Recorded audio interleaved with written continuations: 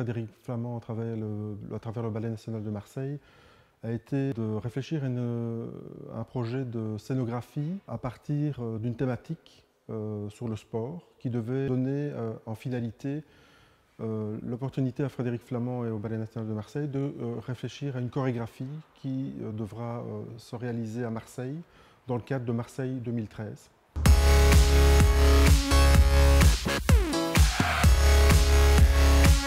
Ce n'est pas un dispositif de compétition, on ne va pas prendre le meilleur projet. L'idée, c'est plutôt d'être dans une émulation, dans des expérimentations, dans des réinventions scénographiques sur la thématique lancée par Frédéric, que moi, par des interventions ponctuelles, je viens, disons, coacher, pour utiliser une terminologie sportive. Et là-dessus, in fine, on va se retrouver avec un matériau, enfin différentes propositions. Et suivant le processus d'élaboration, en tout cas de création chorégraphique, à partir de ce matériau, différentes considérations vont être prises en compte. D'une part, technique, économique, mais aussi avec l'écriture chorégraphique qui va suivre derrière, il va y avoir une appropriation et en fonction des différentes propositions, une hybridation, disons, de ces propositions.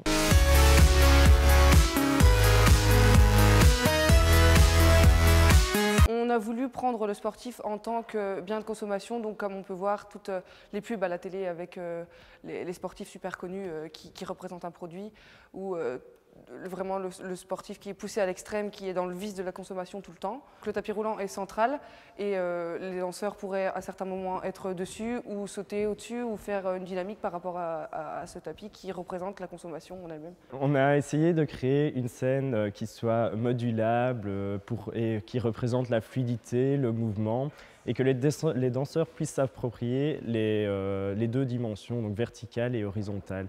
On a utilisé pour ça des panneaux qui tournent sur eux-mêmes et qui peuvent coulisser. Ces panneaux sont des cannes métalliques avec à l'intérieur différentes matières représentant le sport.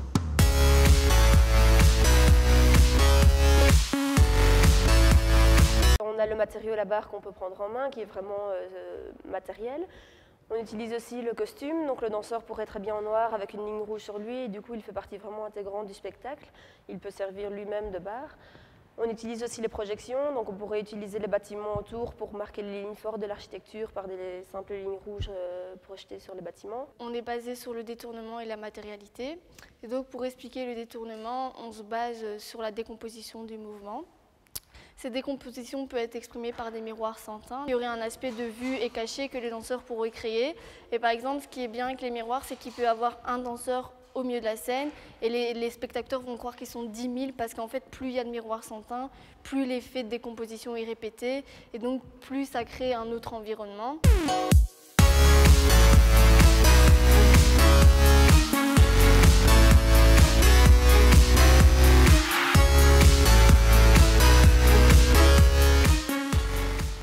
La porte.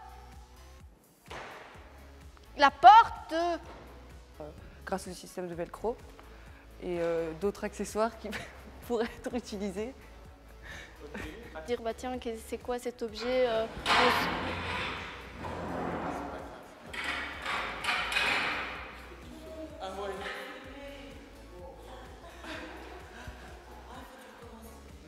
Merci. La porte. Qui se déscratch. Voilà, par exemple, le danseur pourrait se lancer contre une paroi et rester bloqué pour montrer qu'il est bloqué dans la consommation et reste plaqué contre cette paroi. La porte. Toutes ces choses qui viennent accentuer l'effet de consommation.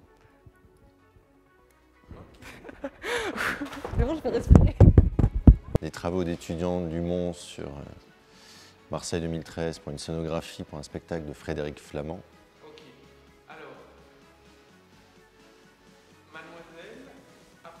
La porte. Quelqu'un peut le faire? Tu peux? Mais prends ta veste 2 minutes juste devant la porte. Ça va durer 10 secondes. Je connais le prénom, excuse-moi. Erika, s'il te plaît.